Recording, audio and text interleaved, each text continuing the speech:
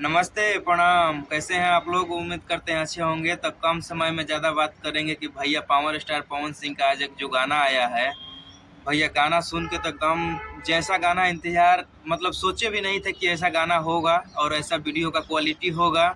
उससे भी बेहद खूबसूरत ये गाना है और काफ़ी इस गाना में अश्लीलता कुछ है ही नहीं।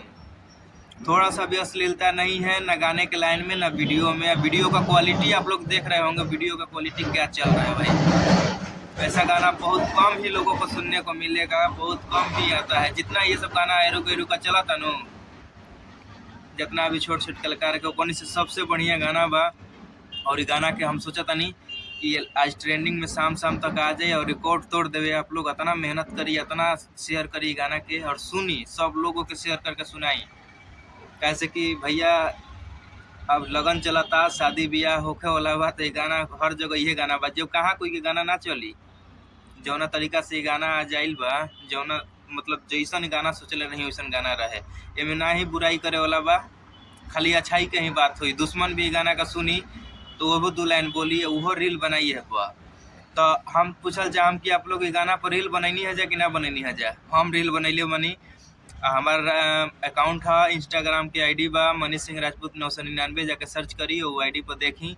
और आप लोग भी खूब सारा रील बनाई, फेसबुक, यूट्यूब, इंस्टाग्राम, जितना भी ऐप है सब पर शेयर करी। गाना के एकदम बहुत ही बढ़िया गाना बा। गाना के कोई जवाब नहीं खे। जितना बड़ाई करम उतना ओकरा खातिर कम बा, कैसे कि बड़ाई तब ज़्यादा कर ना सकीला। खुद से बड़ाई भी करना ठीक नहीं लगता है। दूसरा लोग ही गाना के बड़ाई करी तो अच्छा लगी। तो हम गाना को सुने हैं। गाना मतलब जितना है आप लोगों के सामने व्यू भी चल रहा होगा और स्क्रीनशॉट भी चल रहा होगा, कितना घंटा में कितना व्यू गया है और कितना लाइक गया है। और शाम शाम तक सोचा था नहीं कि ट्रेंडिंग में लाता लोग भाई। ये गाना के एकदम ट्रेंडिंग में लाता लोग। पावर स्टार पवन सिंह का जलवा हरदम बरकरार रहेला, जितने दिन पे आई, लेकिन एकदम हमेशा। अब लगा था कि कोई टक्कर में ना चली। अरे कोई चली कैसे? पावर स्टार हमें जहाँ खड़ा हो जाइए वहीं से रास्ता शुरू होला। तो जाइए, देर मत कीजिए और हमारा दूसरा वीडियो का इंतजार कीजिए और गाना को पूरा शेयर कीजिए। जब तक गाना ट्रेंडिंग में आता है तब तक हम दूसरा वीडियो लेकर आ रहे हैं। और कमेंट में जय श्री राम जरूर लिखें। जय श्री राम।